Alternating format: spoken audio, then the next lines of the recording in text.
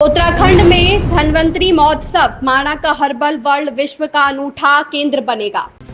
प्रथम धन्वंतरी महोत्सव के अवसर पर उत्तराखंड के मुख्यमंत्री पुष्कर सिंह धामी ने कहा, मैं इस पावन अवसर पर आप सभी को हार्दिक बधाई एवं शुभकामनाएं देता हूं। माणा गांव में स्थापित हर्बल वर्ल्ड हिमालय एवं धन्वंतरी धाम आयुर्वेद एवं प्राकृतिक चिकित्सा का विश्व का एकमात्र व्यापक केंद्र है। यह धाम भारत की आरोग्य संस्कृति का जीवंत स्वरूप होगा। मुझे पूर्ण विश्वास है कि यह पावन स्थल न केवल आयुर्वेद, योग, वनस्पति एवं समग्र स्वास्थ्य के क्षेत्र में अत्यंत उपयोगी सिद्ध होगा, बल्कि प्राकृतिक चिकित्सा के क्षेत्र को बढ़ावा देने में भी महत्वपूर्ण भूमिका निभाएगा।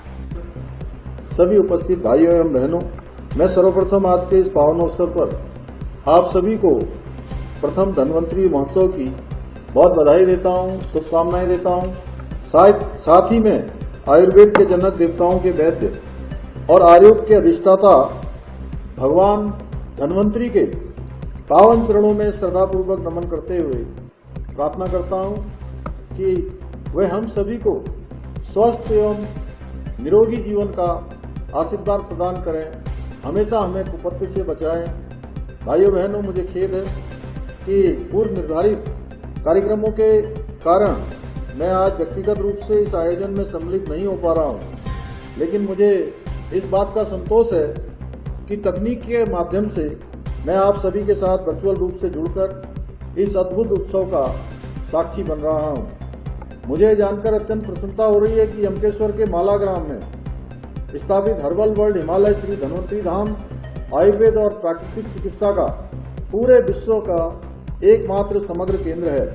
ये धाम भारत की आरोग्य संस्कृति का जीवंत स्वरूप होगा, जहां हमारे महान ऋषि मुनियों द्वारा स्थापित स्वास्थ्य सिद्धांतों के साथ साथ वनस्पति विज्ञान आधारित 9 प्रमुख चिकित्सा पद्धतियों और विश्व की लगभग 964 चिकित्सा विधाओं का अद्भुत संगम देखने को मिलेगा।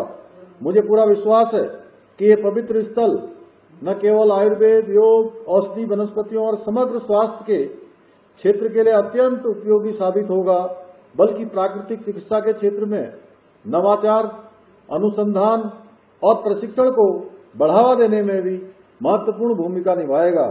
भाइयों बहनों, आयुर्वेद विश्व की एक ऐसी विशिष्ट चिकित्सा प्रणाली है जो प्राचीन काल से ही मानव सभ्यता का आरोग्य सुनिश्चित करती आ रही है।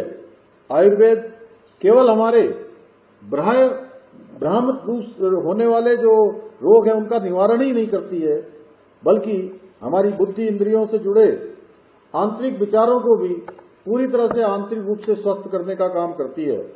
आयुर्वेद के इस समग्र दृष्टिकोण के कारण आज इसकी स्वीकारता लगातार बढ़ती जा रही है और हम सब लोगों ने कोरोना महामारी के दौरान इसको बहुत नजदीक से महसूस किया है और जिया है। आयुर्वेद हमें शारीरिक, मानसिक और आध्यात्मिक तीनों रूपों से स्वस्थ बनाता है। हमारे ग्रंथों में कहा गया है, जिस ज्ञान से और आयु और जीवन का गहन ज्ञान प्राप्त होता है उसे ही आयुर्वेद कहा जाता है। इस कारण हम कह सकते हैं आयुर्वेद मानवता को मिला सबसे मूल्यवान उपहार है।